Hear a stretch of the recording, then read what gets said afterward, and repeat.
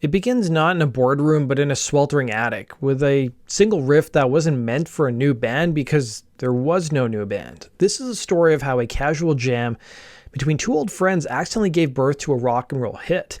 In an era of manufactured bands and careful marketing plans, the Raconteurs were a lightning strike, a happy accident that would forge a sound as primal and authentic as the Detroit scene that built them. Their journey isn't about fame, it's about a creative spark that shattered expectations and forged an identity that was so uncompromising and deeply personal. What if one of the defining rock albums of the 2000s was never meant to happen? Today, we're going to talk about the saga of four old friends, a blistering hot attic, and the spontaneous eruption of creativity that led to a debut album, as well as their entire history.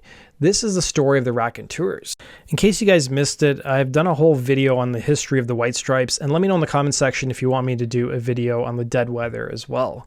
Before we get started with today's video, if you guys want to support my channel, be sure to hit the like and subscribe button. And I've been told from a lot of my subscribers that they find themselves unsubscribed from my channel, or they don't see my new videos pop up, so make sure you turn on all notifications. The band's own lore kicks off, as they tell it, in an attic during a hot summer. Two friends, Jack White and Benson, get together to have a cup of coffee at Benson's home. Several hours later, they had written a big hit song. But there's no record deal, no grand plan, and no band yet. It was just two musicians who happened to live a few blocks from each other in the city of Detroit. For Benson, he had a musical idea, a kind of slow reggae-tinged demo with a single line, "Find yourself a girl and settle down." He was stuck and asked Jack White for help. White took the idea and transformed it into something else entirely. That song became Steady As She Goes.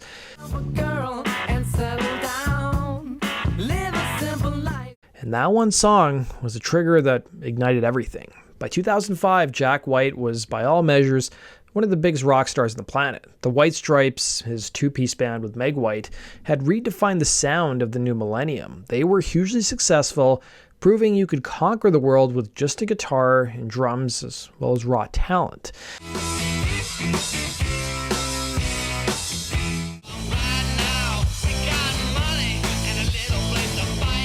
Then there was Benson, a revered figure in the Detroit power pop scene. While he hadn't hit the same level of fame as Jack, he was a songwriter, celebrated for his impeccable melodies. In fact, he was the first among his peers in the Detroit scene to even nab a major recording contract way before the White Stripes took off.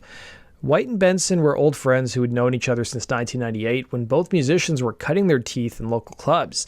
Benson had just signed to Virgin Records, and White had just gotten out of the upholstery business, and the White Stripes were fairly new at the time. Their styles were different. White's raw, primal blues against Benson's polished pop, but they were connected by a shared love for classic songwriting. Benson told the Toronto Sun, "I remember seeing the White Stripes and thinking, I'd like to meet this guy. This is some brilliant songwriting."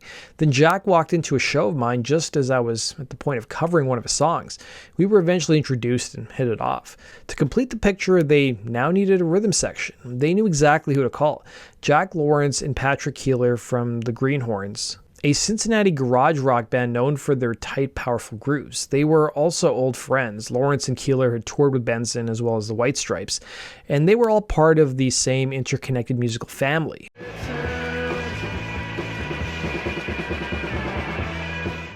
As White revealed to the Toronto Star, Lawrence and Keeler just happened to be coming to Detroit, and I said, "Hey guys, you should come over and play on the song." We didn't have anything to do, I guess, and pretty soon we were 3 or 4 songs in, and it looked like this was a new band. In the beginning, we thought it was Brendan's solo album we were working on, but pretty soon it turned into a band. White added to Billboard, "If I had my pick of everybody I knew, these are the 3 guys I want to start a band with. We all came from nothing. Everyone was just passionate." They wrote another track, Broken Boy Soldier. With its darker, edgier feel, it cemented the feeling that this was something special. White knew then that things were about to get interesting. The song was a clear sign that this project was not going to sound like the White Stripes. For him, it was actually liberating. The strict, self-imposed rules of his other band were gone. Suddenly, synthesizers, huge guitar solos, and a full powerhouse rhythm section were all on the table. It wasn't until about 5 or 6 songs in that they even realized they were making a record. White and Benson wrote the songs together, fusing White's love of rootsy blues music with Benson's power pop sensibilities. With a handful of songs and this powerful new energy, the four friends went to Brendan Benson's home studio in Detroit to record what would become Broken Boy Soldiers. The environment was the total opposite of a high-pressure recording session. It was a DIY affair driven by instinct. There were no suits, no ticking clock of studio bills. It was just four musicians having fun. This was a big departure for Jack White. The White Stripes albums were often recorded under harsh conditions to fuel their intensity. These sessions were different. The pressure came from within the songs themselves. The freedom was crucial. It was a guessing game even for them.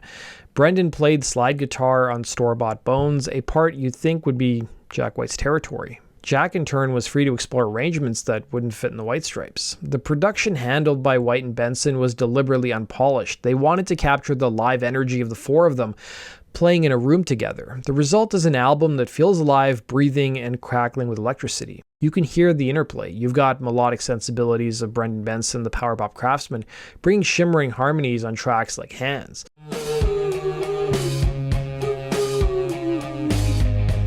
The album consisted of 10 songs, which were written and recorded in about 5 days in Benson's sweltering attic.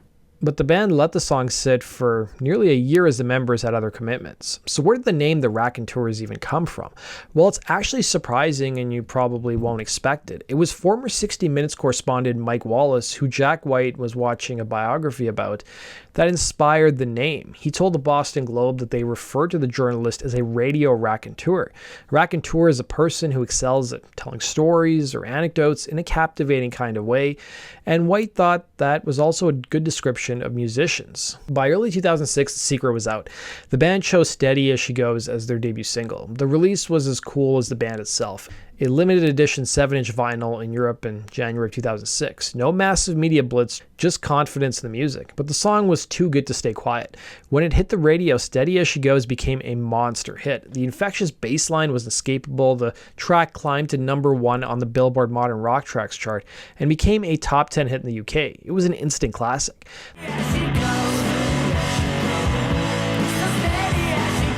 The full album, Broken Boy Soldiers, was released shortly after in May of 2006. Thanks to Jack White's fame and the power of the single, expectations were sky high, and as Rolling Stone magazine declared, the Raconteurs exceed them all. The album was a critical and commercial success, debuting at #7 on the US Billboard charts and #2 in the UK. It also earned a Grammy nomination for Best Rock Album, and Steady As She Goes was nominated for Best Rock Performance. The album produced another hit with Level, which peaked at #7 on the American Alternative chart.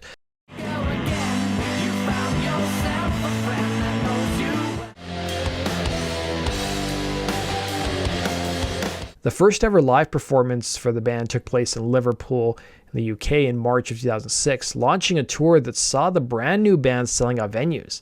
Later that year, they landed a support spot opening for Bob Dylan. The accidental band from Detroit was now sharing a stage with a living legend. White later recalled a moment while filming the video for Steady As She Goes where Brendan turned to him laughing and said, "Did you ever imagine when we were writing this song that it would lead to this?" For Benson, even though the group of musicians had officially been a band for about a year, he didn't think the four-piece became an actual band until their opening night in Liverpool, adding, "I don't think we became a band until that night. We were just friends clowning around recording songs." The band toured behind the album, changing things up for fans, doing some unexpected covers, like Gnarls Barkley's hit at the time, Crazy.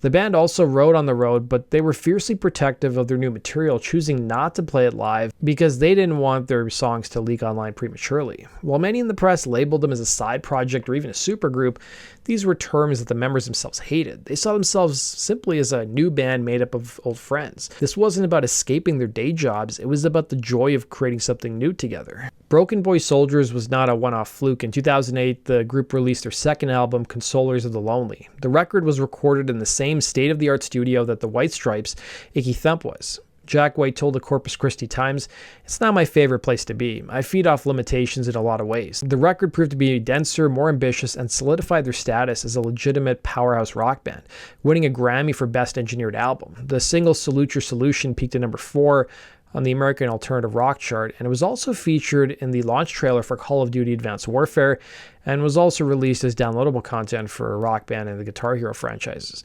Meanwhile, Many Shades of Black peaked at number 37 on the same chart.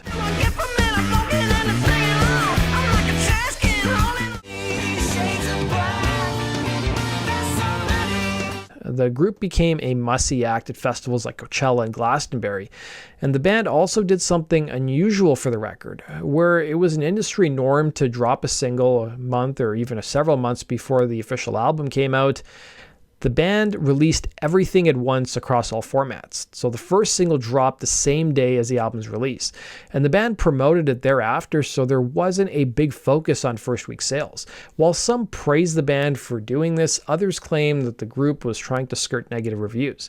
So how did Jack White's bandmate in the White Stripes, Meg White, feel about the Raconteurs?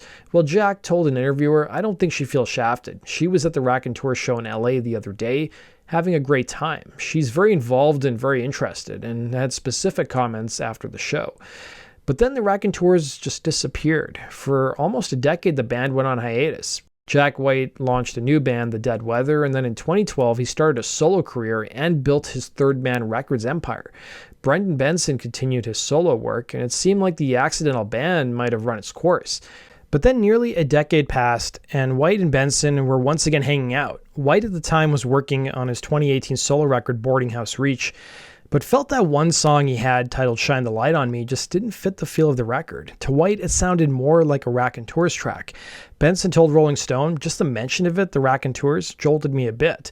But a few years passed again, and Keeler came to Nashville, where Jack White was living at the time, and a jam session ensued where more songs were written and recorded, paving the way for the group's third album. Now, there's even a rumor in 2019 the album was delayed because Jack White had started using heroin, but it turned out to be false. The Raconteurs returned in 2019 with their third record, Help a Stranger. The record was the first new Raconteurs material to be released on Third Man Records, which was White's Nashville indie outfit he formed in 2009. White remarked to Rolling Stone, "Enough time has passed and the label has grown big enough where it makes sense," explaining why the band chose not to partner with a major label. Now, according to Rolling Stone, White also pointed to the success of Third Man's Margot Price, adding, "There's no major label partner for her. Why wouldn't it work for us?" The album was a triumphant comeback. It was a raw, energetic album that went to number 1 on the Billboard album charts, proving that after all these years, the chemistry as well as the fan curiosity was still there. The story of the Raconteurs is a powerful reminder that the best art often comes from unexpected places. It wasn't born from a marketing meeting, it was born from friendship, a hot attic, and a single song that was too good to let go. It's the sound of 4 friends at the top of their game enjoying the act of creating something together. It started as an accident, but became a band that a lot of people enjoy. That brings us to the end of today's video, guys. Thanks for watching. We'll see you again on Rock and Roll True Stories sticker.